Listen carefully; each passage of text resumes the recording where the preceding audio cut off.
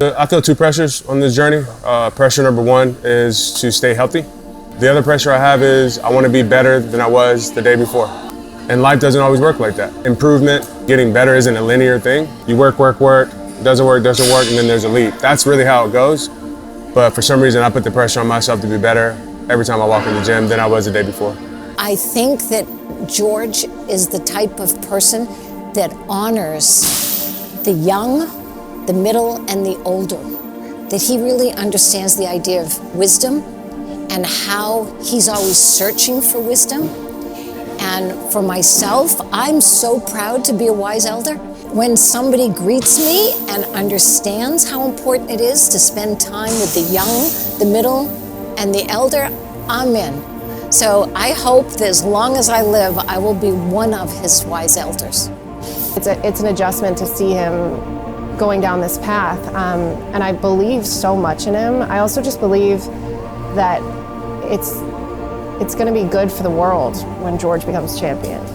I really feel like the world is going to see a man of true character and integrity stepping into a position where he's a role model, because he already is a role model to everybody that meets him. He has a wife, he has a daughter, he's got a lot at stake. So he's spending a lot of time and energy away from them. So I know how much they mean to him. So for him to take all this time and energy, you know, day in, day out, training morning to night in the gym, like, you know, he means business, and he's not gonna go down without a fight, for sure.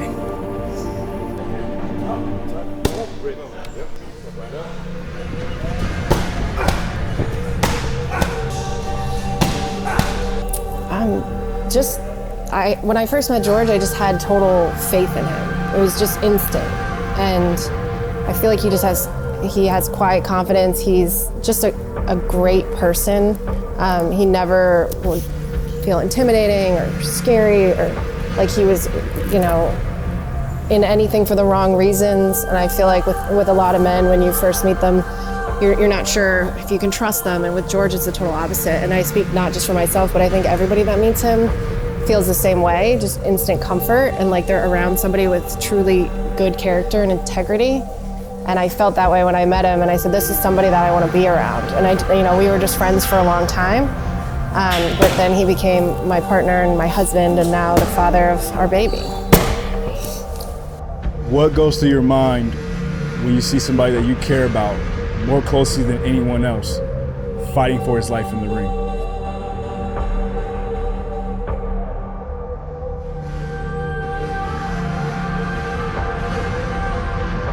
The idea of him fighting for his life in the ring is a horrible thing to think about.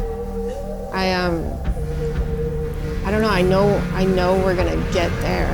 I know we're gonna get to that moment where it's just praying, feeling scared.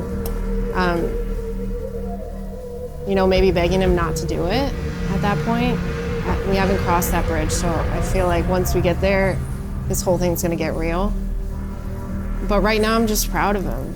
I'm just so proud of the man that he is and everything that he's doing to show other people that they can fight to accomplish their dreams. And I think he's doing this all for a purpose bigger than himself. So I just don't want to think about the fear that's going to be there.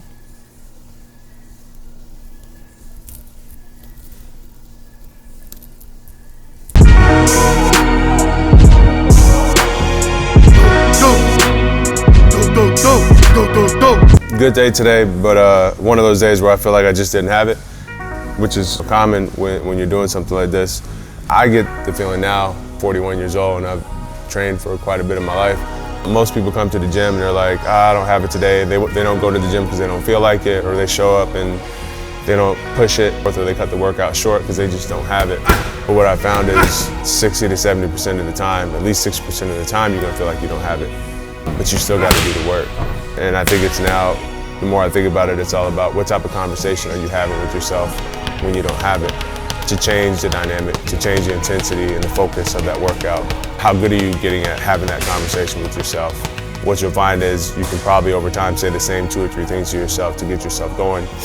And your ability to perform when you don't have it is important, right? That's how you're consistent, that's how you get prepared. But most importantly, you're gonna face, whether it's a business meeting, whether it's an athletic event or whatever, you're gonna have to perform in front of the crowd, in front of a boardroom, in front of your family, whatever it is. There's gonna be days where you actually have to show up when it's not about preparation, it's about actual performing.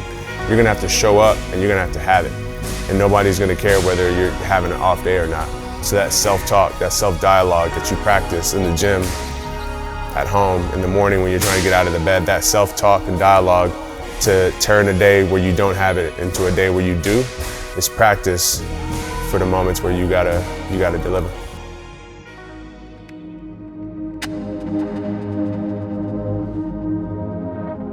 For me, it's like motivation.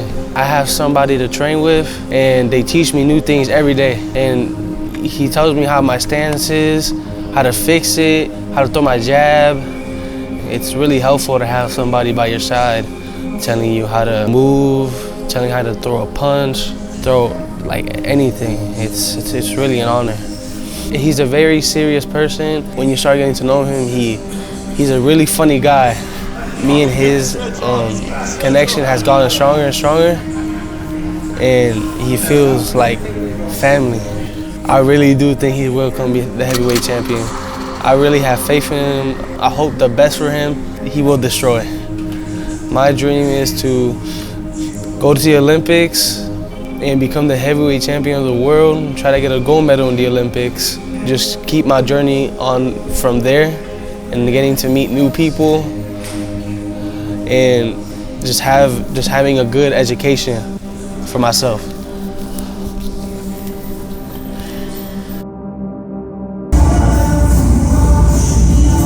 All right, ladies and gentlemen, the final score. I'm going to finish this real quick.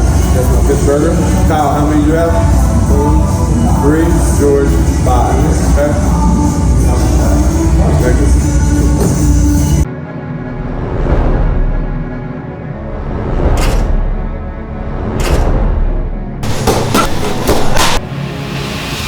Plate full of food, I'm always eating. Got so much beef I can't. Well, first things first, man, one of my personal goals as a coach is I want to have a world champion. On top of that, in working with him, I consider him a friend. I consider him a peer, and then I also consider him my fighter, right? So knowing what he's risking, he has a wife, he has a daughter. It's one of those things, man, that we're putting a lot on the line, right? I say we because when he steps into the ring, I'm responsible, largely responsible for what happens to him. So motivated for him to not only crush and conquer his goals, but to remain safe in that ring. One thing about George that I love the most is that he's a student. He's a student, he's a teacher. I was really impressed when I first started working with him, how much he's able to absorb the information that I give him. He asks the right questions. He's an open book. He'll express himself and he's ready to work. He's ready to apply everything and anything that I put his way. I think the biggest role I contribute to George is just keeping him honest, seeing what he's doing, being real with him, being raw, whether he's showing up on time, whether he's putting enough work in, and just reminding him, you know, that it's the hurt business, it's fighting. We gotta make the sacrifices and we gotta show up and we gotta put the work because at the end of the day, he's risking his health, right? He's risking himself. So reminding him, being real, and he came with some solid fundamentals, man. You know, his dad taught him, one of the greats, so he has a lot of great things going for him already. So just adding and fine-tuning some things, bringing to life what he's already doing great, and then adding the little things that I think can be beneficial to his arsenal. Overall, I've known George since 2017, and I would say this is the most time I've ever spent with him since then. George is an amazing person, man. He's definitely a unique individual. You don't come across too many Georges in your life. He reminds me a lot of my older brother. He got a heart of gold, man. He's an understanding individual, and he just has a different way of seeing things, different than at least I was raised to see. I'm always surprised by his perspective and his takes on how he handles things. So overall, man, he's a unique individual and an amazing person. I'm truly grateful. Every day when I say a prayer, he's one of the people that I'm grateful to have in my life. And in this life, if you want to be great, you got to take great risks. That just comes with the territory. Paying attention to what other people are going to say, we don't got time for that, man. People are going to talk whether you're doing good or whether you're doing bad. We don't have time to listen to what people have to say. The people that are going to say things are usually people that are not trying to do anything with their lives anyway. And the people that have taken risk and the people that are trying to change the world and are trying to reach their goals, they all know what it takes and they all know what they're risking. So I'm super excited about the outcome. I know we're gonna put the work in, and I know it's gonna come to life when he steps into that ring.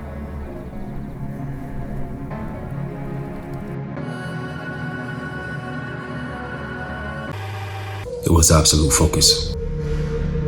I knew what it was, and I had my target. I set my eyes on it, and I did not move my eyes. I knew what I saw, and I knew everywhere it went, I went with it. And I knew that wherever it went, it had to be conquered. And nothing could take my eyes off of that target. You can talk about prowess, you can talk about technique, you can talk about mental game, but nothing comes close to focus. In this moment, nothing comes close to pure focus. And when I pull the bowstring, I don't miss.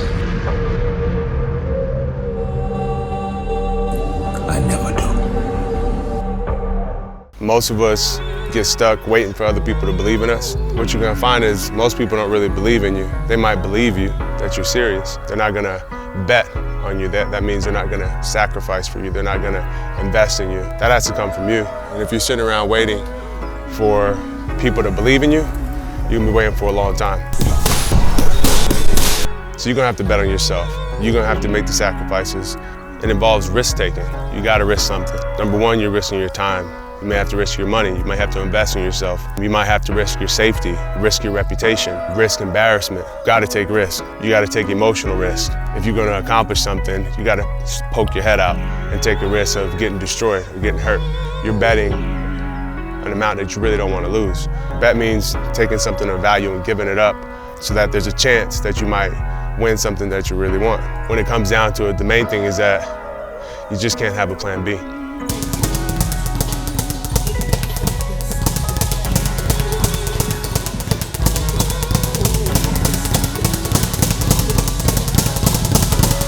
What's gonna come out is what you worked on the most. You want that to be quality shit, right? They're watching it. If I let you get away with it, I gotta let them get away with it. And everybody's paying attention to you, right? All eyes on you. So whether you like it or not, you're leading by example, and the work ethic you put in is the work ethic they see that's good enough. George is ready to shock the world. He's 16-0. The man hasn't fought since 2012. He's ready to go. Watch out, Anthony Joshua, Tyson Fury, and all others. And that's all I gotta say on that shit.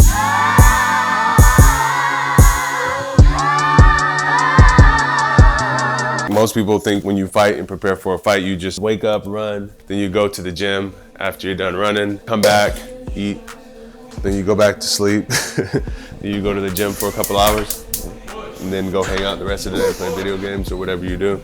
But the reality is, like, if you really want to become successful and compete at the highest level, when you're champ or when you have money, you can have a chef. You can have somebody stretch you, you can have an assistant to run errands for you, you can have all these things. But until then, you gotta cook for yourself. Eating, fueling yourself when you work out is so important. So you gotta learn how to cook. You gotta learn about nutrition. You gotta buy your own supplements. You gotta make sure you remind yourself to eat on a schedule. And honestly, it takes a lot of energy. Then you gotta eat the food. The amount of self-care, being your own chef, being your own therapist, physical therapist. But number one, like having to be your own chef. I feel like that's like the one thing that people don't understand is, number one, it's so important and also hard to do. When they see like every day you gotta eat 3 or 4 times a day, people tap out. So you gotta do it yourself.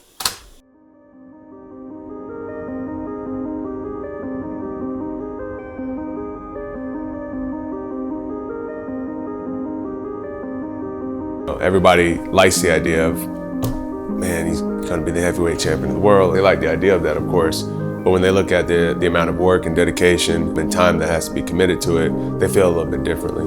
My daughter, she talks about me being a champ all the time, but she wants my attention at all times. My wife, same thing, loves me, doesn't want me to get hurt, doesn't want me to box, but also wants me to pursue my dreams. My brother doesn't want me to fight at all, even though he's probably the one that can help me develop my career the best. He knows the industry, he knows the sport. it's hard for him to be involved in it because I could get hurt. I could come back and not be the same guy. I could die in the ring. Everybody knows that. These things happen. People die in the ring 2 or 3 times a year, or just get, severe head injury. And nobody wants to be a part of that. But once again, everybody likes the idea of it. I can go on and on. I think the biggest thing is people don't understand the amount of commitment it takes. Energy, sleep, eating, everything has to be in line. You also got to carry yourself a certain type of way. If you're going to be the champ, you can't be the champ, act like the champ just when you're in the ring. You got to kind of do that at all times throughout the day. I would say there's a lot of people are holding me back from being able to focus. I would say I'm one of those people too.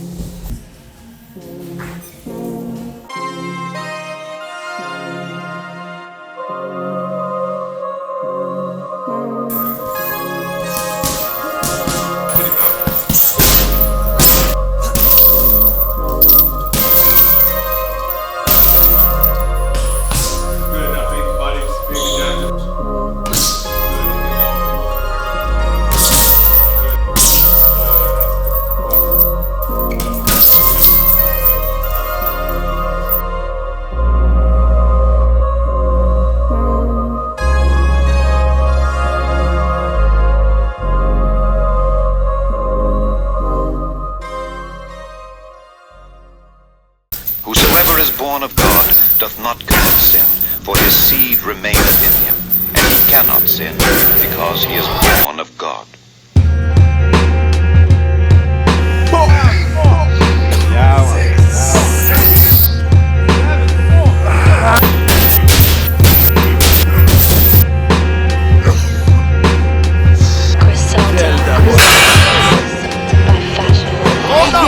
What drives me to be a better fighter? Man, going on to my daughter. That's about it. With my faculties, being able to talk, think. I got other stuff I want to do after boxing.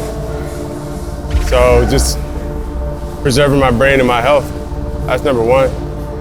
Number two, I think showing people what it's supposed to look like when it's done right, which takes a lot. But most importantly, just coming home safe to my family.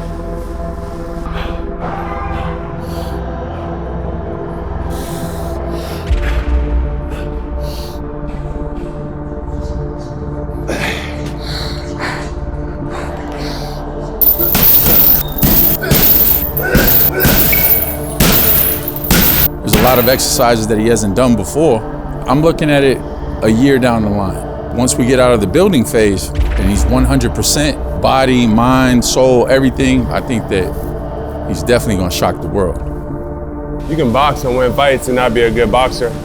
You can win though, but win and go back home real beat up. And that's good, because you won. But then can you go home, win, and go home and still have your faculties? And be able to talk when you're 70. That's more important.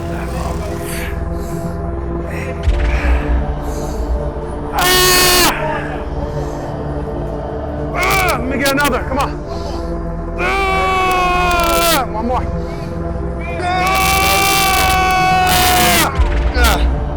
Yes, A lot of fighters out there are hungry and they're trying to come up. Him, it's all about continuing the legacy. George Foreman is a big name. His father did great things over the years. He's 41, he hasn't fought since 2012. All his opponents, whoever he fought before, honestly, I don't think that it really moved him physically. So it's not like he's coming back with injuries from the past, and that's a good thing. His legacy is his father. So it's all about continuing. A lot of people are gonna look at it negative. Oh, he's not gonna do what his dad did. It's not about him doing what his dad did before. It's about him making his own legacy. That's all it's about.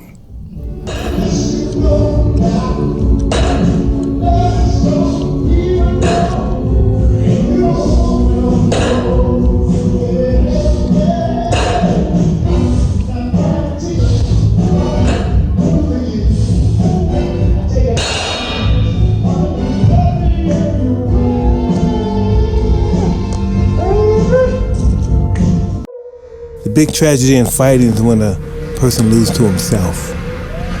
You know, when he defeats himself, that's the biggest tragedy in fighting. You know, our whole purpose in life is to challenge ourselves and challenge the belief that we were told who we were, what we were, which is not necessarily true. Why am I here? Who am I? Besides my first and last name and my mother's name, who the fuck am I?